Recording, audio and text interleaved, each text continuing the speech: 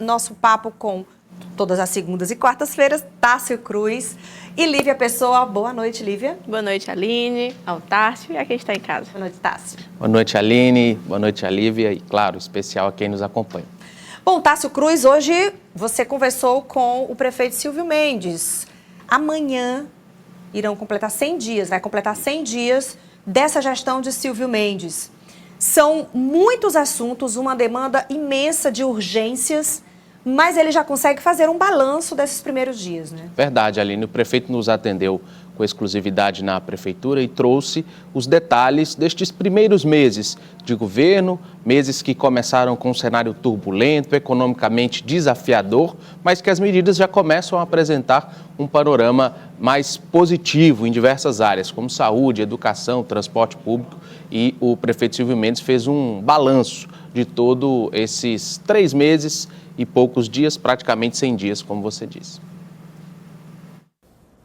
Muitos desafios, alguns resolvidos, outros não, mas a nossa missão é atender a população nos seus direitos básicos. A população não pede muito, e aqui, acompanhado da Bíblia e toda a sabedoria que ela me dá, a gente tem que se acalmar o espírito, tem que ter bom senso, equilíbrio. E eu considero que me angustiou muito a quantidade de pessoas que nos procuram pedindo emprego, pedindo renda, pedindo... Foi uma coisa que me angustia muito, que só sabe o que é isso quem não tem o que comer. Limpeza pública. Primeiro, limpar a cidade, né? Por 2 motivos. Foi conseguir, pagamos menos por essa limpeza. Mas é uma conta cara. Se gasta aproximadamente 18 milhões, como foi esse mês de março, limpando, mas foram feitos vários mutirões para que a cidade seja mais limpa. Asfaltamento. A operação estava brava, a gente tem uma usina que voltou a funcionar. Temos 5 patrulhas percorrendo as avenidas, dando prioridade por onde passa o transporte coletivo, onde é mais habitado.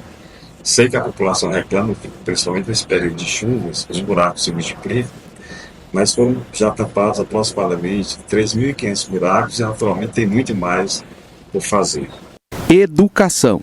Na educação, que é a nossa maior obra, porque garante o futuro, foram contratados 778 novos servidores, metade aproximadamente de professores.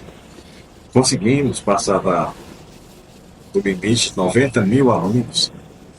Foram mais 15 mil alunos que vieram para nossas escolas municipais. São 323 escolas. E rapidamente a gente fez, até por conta da violência, que é o que mais a população também reclama, toda a rede municipal tem segurança eletrônica. 24 horas por dia, todos os dias, no centro de controle acompanhando. Inclusive com a chegada das crianças na escola, para que as famílias se sintam mais seguras. Saúde.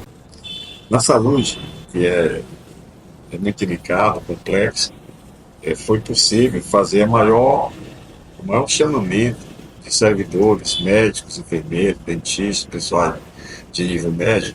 Foram 1.291 novos servidores. Veja só na educação e na saúde foram chamados aproximadamente 2.000 novos servidores. E isso naturalmente pesa na folha de pagamento, que tem que ter limite, até porque a lei determina o limite, a lei de responsabilidade fiscal. Precisa de mais, sim, né? Mas os remédios chegaram, né? Foram feitas aquisições de forma emergencial, em uma licitação que está em curso, de aproximadamente 50 milhões de reais com medicamentos que a população, a maioria, não pode comprar. O HUT que nós construímos, ele fez em janeiro, realizou 1.543 cirurgias, diminuindo filas, sofrimentos, e naturalmente nós recebemos muita gente do interior. Você diz, está resolvido? Está não. É preciso aumentar o número de leitos. Estivemos recentemente em Brasília, mas não foi garantido recursos, se chama de custeio, para que a gente possa ampliar o atendimento da população, seja de Teresina, seja de Timon, venha de onde vier. Assistência social. Na assistência social também nós fizemos algumas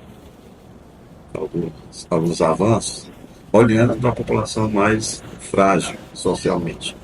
Por exemplo, se você andar hoje na cidade, talvez você tenha percebido, mas os venezuelanos saíram das ruas.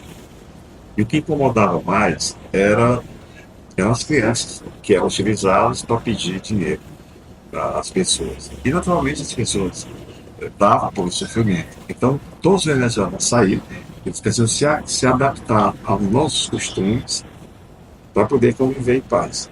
E as crianças foram matriculadas, porque elas na idade certa, nas escolas da Prefeitura de Teresina. Portanto, saíram da rua e foram para a escola. Zona Rural. Na zona rural também a gente teve uma presença forte, que foi, por exemplo, reconstruir 70 quilômetros de estradas, também com uma lógica. Nas estradas onde passa o ônibus escolar, transporte coletivo, onde tem mais moradores, com prioridade de aproximadamente 1.000 quilômetros de estradas vicinais que tem na zona rural de Teresina. E nós temos mais de 40 hortas, seja comunitária, na zona urbana, seja na zona rural, como, por exemplo, a maior horta,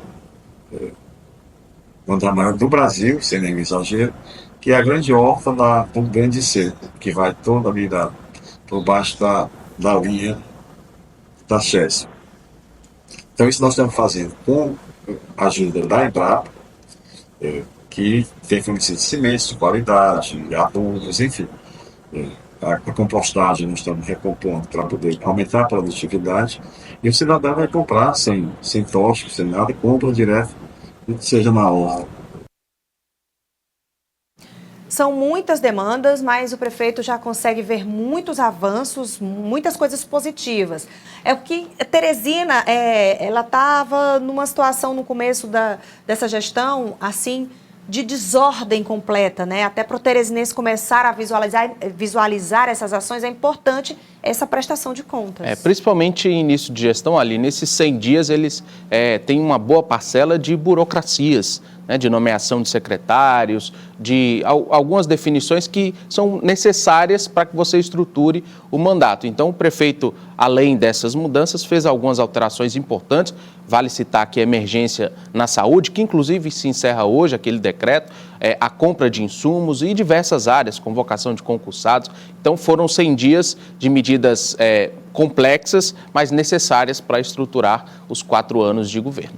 100 em 100 dias, essas ações vão tendo que ser atualizadas, porque são muitas as demandas ainda, né? Com certeza, Aline, até porque existem prioridades e existe também um plano de metas, ou seja, são 4 anos que exigem uma distribuição de atividades e também de responsabilidades. Tanto é que a saúde, que é um dos principais motes que a gestão exercita em relação à prestação de serviço público para a população, existe uma distribuição de responsabilidades com o governo estadual, com o governo federal, com a bancada federal, deputados, senadores. Então, é uma necessidade de compreender até onde a prefeitura pode ir e até onde os demais parlamentares que também representam Teresina também têm que ir. Então, é uma distribuição de deveres e de responsabilidades. E com isso vem a possibilidade de ajustes e também de uma redistribuição para outros setores, como a educação, como a segurança pública, que está trazendo mais próximo da Guarda Municipal, da gestão municipal,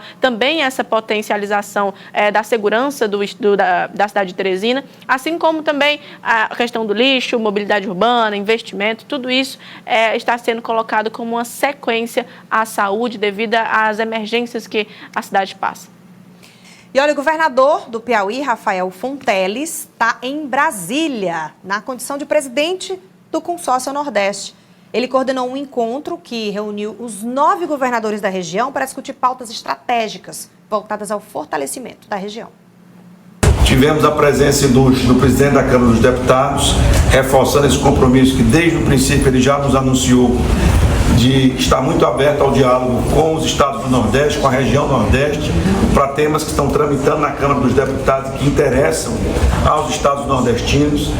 Destaco aqui a PEC 66, que trata dos precatórios e dívidas dos municípios. É importante que os estados também sejam contemplados. Também a questão da reforma do imposto de renda, que pode haver impacto relevante a estados e municípios no que diz respeito a imposto de renda retido na fonte.